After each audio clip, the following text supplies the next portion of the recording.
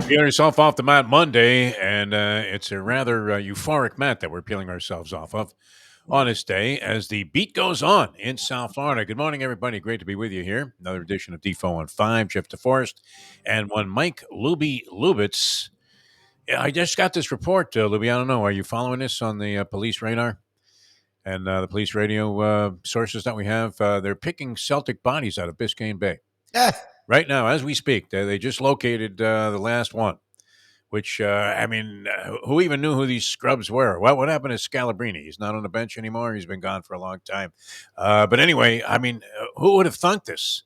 That the signature moment of yesterday's critical, pivotal Game 3, Celtics, after losing 2 at home, going back to Friday night, another improbable Heat victory, at least according to the odds makers, who had buried the Miami Heat again. The Miami Heat also underdogs in yesterday's game at home, if you can imagine that. They were dogs. You were getting 4.5. I actually had fantasies, Louie. As most people are at this point, I could desperately use like 50 grand if it just came my way. And I thought, well, geez, don't really have a ton of wherewithal backing me up at this point. But whatever I have, I'm going to unload on the Miami Heat. Can you imagine sitting there? But then, of course, the game would have gone the exact opposite way if I had made the move of a lifetime and shoved all in. Johnny fucking Chan. Yeah. Getting 4.5 with the Miami Heat, which I don't know. The line might have gone off 3.5, but who the hell is thinking that everybody in the world, again, was of the frame of mind that, oh, well, the Celtics, they got the wake-up call. Wake up what? You have been taking an immense amount, an immeasurable amount of ridicule, Louie, with various experts we've had on our shows. By stipulating that the Celtics are really no better than the Heat from a roster standpoint, and people are appalled by that thought. They're wrong. I'm beginning to think, wow, how dead wrong are they? Or did the Heat just happen to wake up from the dead at the right time? Now 12-3 since losing to Atlanta, if you include that Chicago game as part of their latest play. 12-3 against supposedly this cream of the crop, number 1, number 2 seeds in the East, and the number 5 seed, the New York Knicks, who were supposed to be rounding into form after taking out Cleveland. And the Heat, I believe, have been underdogs in every game, as have the Panthers, who also are writing a hell of a story. Do you want to go all the way back to Friday night? But your contention that the Heat roster is inferior to the Celtics, you're disputing that. And I think you're absolutely right, man. These guys are playing way better than the Celtic players. It annoys me that, I understand it's hard to watch every game. It's hard to watch every team all season long. But it's not hard to watch teams in the playoffs. Yeah. And the fact that and the funny thing is they were an 8 seed. And again, they lost to a Hawks team that was in disarray at the time. The guy with the funny hair, Trae Young, for God's sake, beat him. And that team actually took the Celtics team to 6 games as well. They lost to a Bulls team that couldn't even be in the lottery because they made weird trades.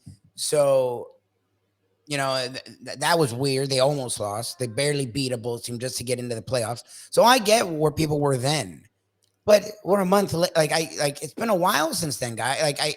And it's one person to name, and I will name him because I actually respect him, and he's not alone. And he actually reports very positively on the Heat all the time, Sean Devaney. Yeah. But it was really weird, his reaction, because I'm like, dude, are you watching this? I understand the first couple of games versus the Bucks. You didn't know. Fine. I understand the first couple of games versus the Knicks. But we were what? You're saying it's 12-3. 12-3 since losing to Atlanta. 3 because it was I think they had played 2 games since then. So the Heat were 10-3 at the time. And they had played 13 games. 13 games is a pretty decent sample size to see, the Heat aren't playing. Something else is going on there, though. If you're going by the regular season, this is impossible to conceive. Every shot is falling. Look at this. Gabe Vincent last night, 29 points on 11 of 14 from the field, 6 of 9 3-pointers. The box score is a scathing indictment of what happened. And you're looking at a game where if you had said that Jimmy Butler was going to have 16 points and Bam Adebayo was going to have a 13-3 night, 3 rebounds in the game and 13 points, you would figure what? Celtics cremated the Miami Heat, got back into the series, gave themselves a shot to maybe sweep the 2 games down here, go back to Boston and retake command of what was going on there and move on to lose to the Denver Nuggets. for annihilating the Los Angeles Lakers in the meantime. But I mean, Robinson 7 of 11, and you had Caleb Martin 7 of 11 from the field. And contrast that. I mean, your two big stars on the Boston Celtics that are supposed to be so great. Jason in and out Tatum, a very admirable guy, seems to do all of the right things. Easy guy to root for, even if you hate the Celtics. I mean, I don't know. He's not like rooting for Danny Ainge, that's for sure. And he, goes 6 of 18, 1 of 7 from 3 point range, and combine that with Jaylen Brown. The Celtics, two big stars, were a combined 1 of 14 on 3 pointers. They were just lobbing shots up there with no conviction whatsoever. I mean, if you're shooting a basketball and you don't believe it's going in, you're just lobbing it up there. It's not going in.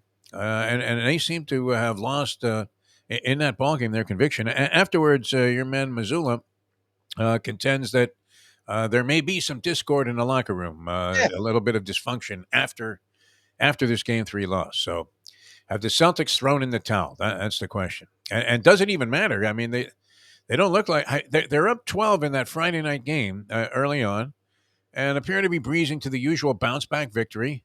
People who had laid the 9.5 with the Celtics probably weren't feeling the just rough edge of the hemorrhoids that were about to emerge as the third quarter transpired, and the Celtics get destroyed by the Miami Heat, which they did again yesterday. They're not really in this game. I mean, they're down like 15 at halftime, but you're thinking, okay, you could surge a little bit beginning in the third quarter. Absolutely no commitment whatsoever to that, and they appear to be lacking the talent to beat the Miami Heat. Did they not? I mean, these are two radically different teams at this point. I, I, again, I've tried to not totally hate on the Celtics. I just thought the gap between the teams was not with other people. Like Devin Lillard, yeah, the regular. I'm like, I don't care about the regular season at this point. Clearly, and I know it.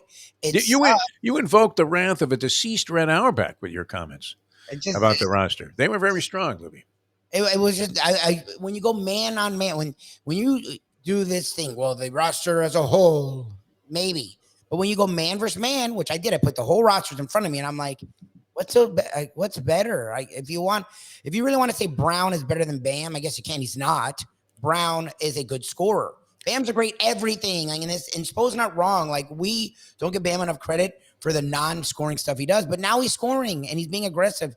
Bam's a better all-around player than Jaylen Brown, and Jimmy Butler's a better all-around player than Jason Tatum.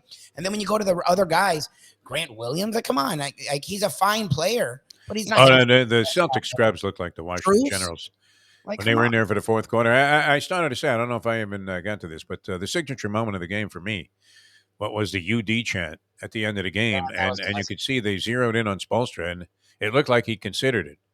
He didn't really want to look down there to see if UD wanted to take off that red suit that he's wearing. Because UD is dressed like he's playing outdoors in Anchorage, Alaska, in the middle of, the roughest of winters. So I don't know that he wanted to make him take all of that stuff off just to be Alan Ogg.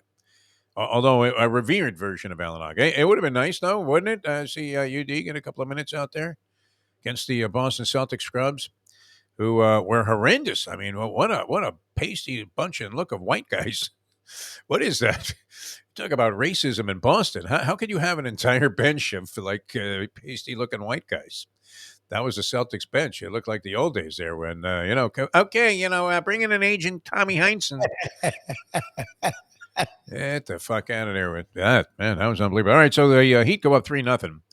149-0. That's the stat, and it's the same situation that the Lakers are confronted with, down 0-3 to the Denver Nuggets, who do appear to be absolutely rolling and look like far and away. And I don't know about far and away. You can't say that right now because until you see the two teams on the court together, I don't know that you can discount the Miami Heat. And imagine you're and Andy even is onto this. Imagine you're parlaying all of these, Florida teams over the weekend. You would have made yourself some score, huh?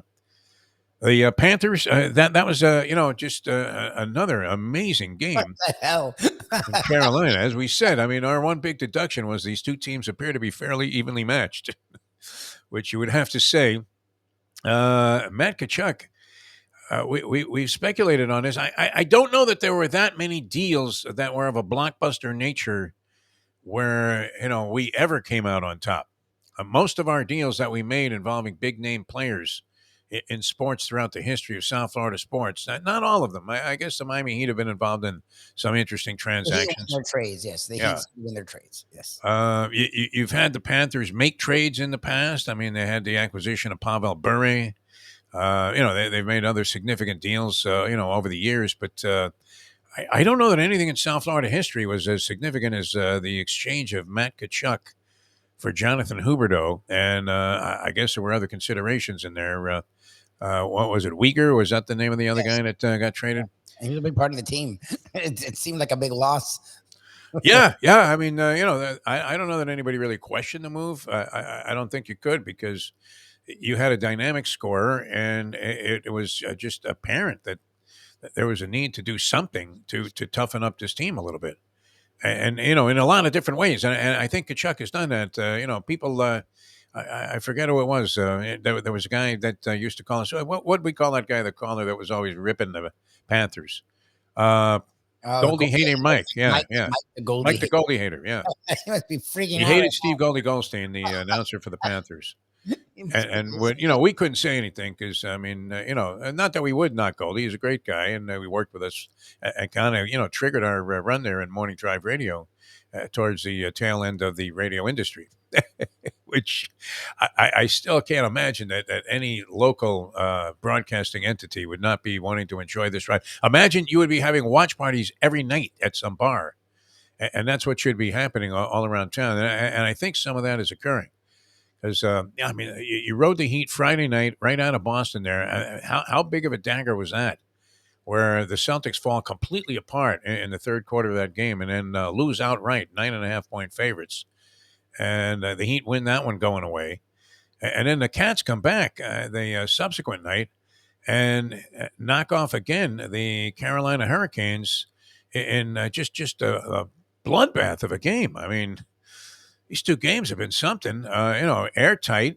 Both go to overtime. In fact, all four games so far in the conference finals, East and West, four games have been played. They've all gone to overtime in the NHL. A very quick end to overtime in the Las Vegas Golden Knights game. So it could be on, Lubie.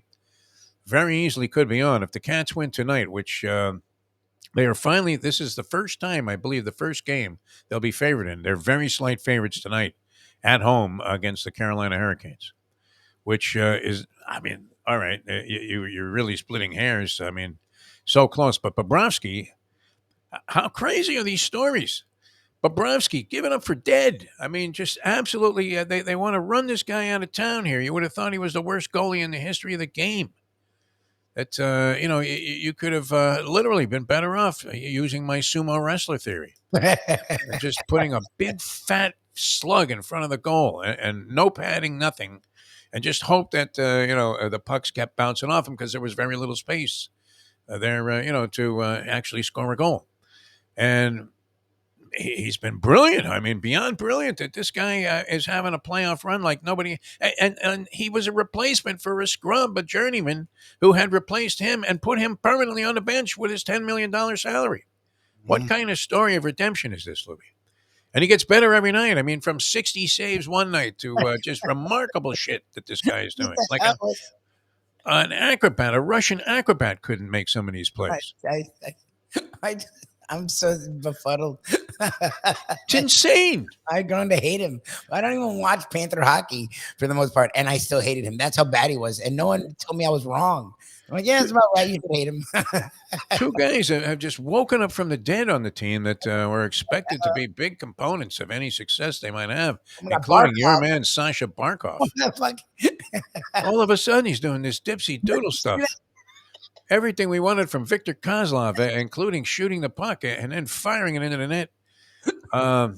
Wow, a huge catalyst now in everything that's happening. But this Kachuk has been something else. I mean, I don't know. I mean, you're looking at Jimmy Butler and Matt Kachuk, and it's hard to say who's having more influence over incredibly unexpected, unanticipated, and maybe even by regular season standards, certainly unjustified runs by these two teams in the playoffs who both look like juggernauts at this point.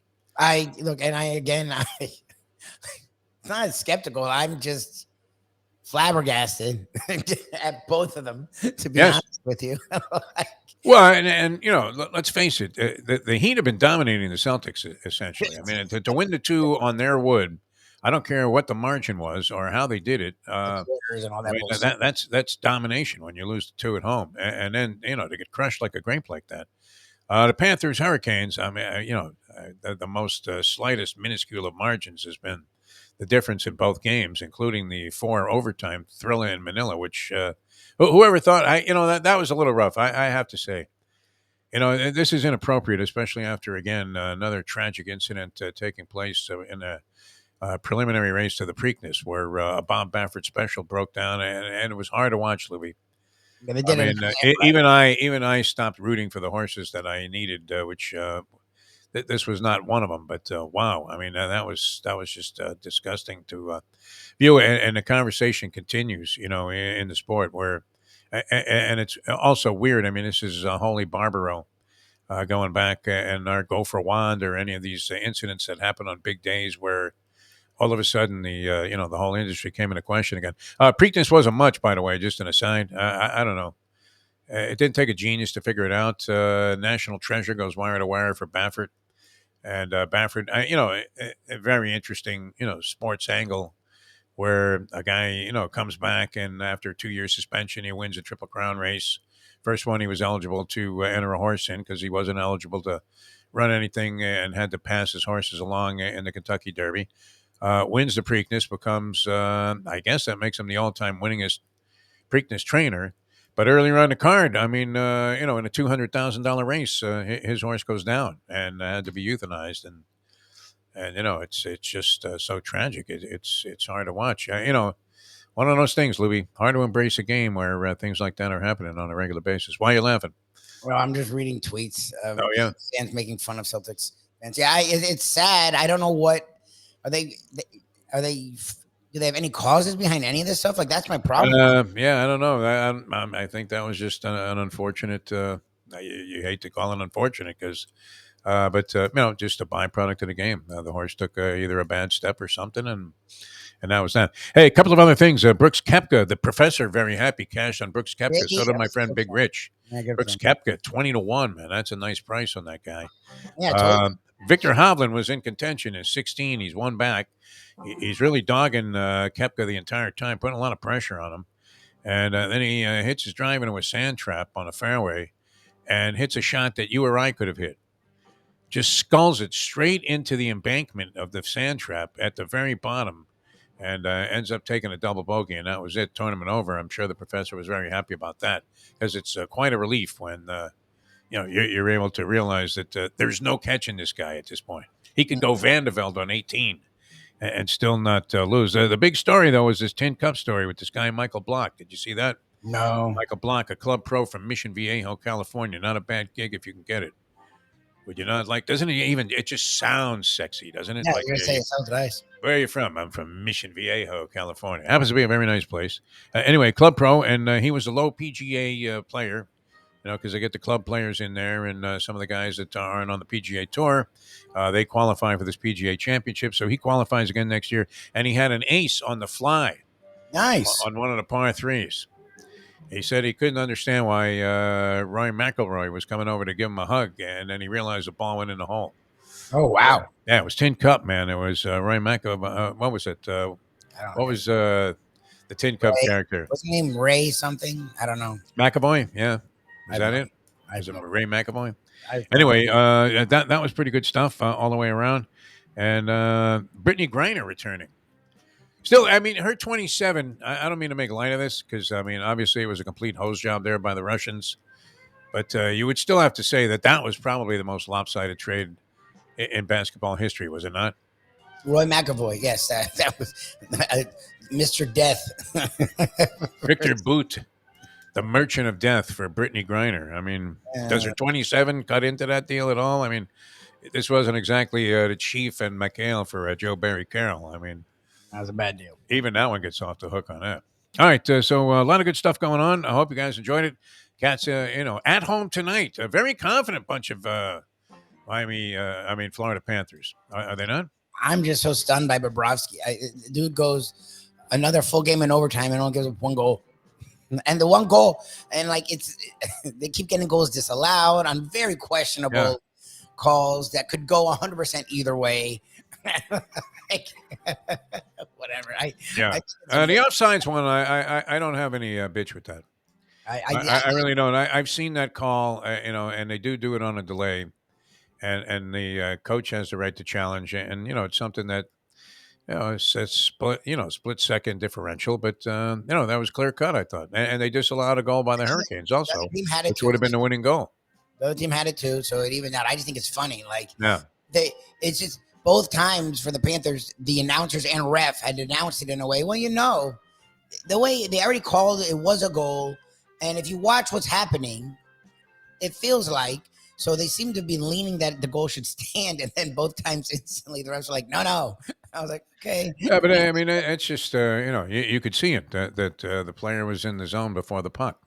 I mean, he had So, and it was kind of a flukish one. It would have been hard to spot, even if you were an official and it was happening live. What an insane game, though. I mean, this hockey has really emerged. I'm glad the local people are getting a chance to, kind of embrace this deep into the Stanley Cup. Because without that, I mean, it's the empty feeling, right? It's the old ties like kissing your sister, not qualifying for the postseason or getting knocked out early. It just doesn't cut it. So, congratulations. I mean, certainly in order. Both of these teams just rounding into form at the right time and playing sensational hockey and basketball, respectively. So, wow, we get more of it tonight. All right, that'll do it for Defo on 5. A lot of stuff to celebrate here in town. I've never seen a period of time like this ever. It's unprecedented, and I hope you guys are enjoying it. And I would imagine the Heat Nation going crazy on 5 reasons with Ethan Skolnick and this in-depth coverage that they do. It's incredible. So enjoy that, and we'll see you tomorrow with the next edition of Defo on 5.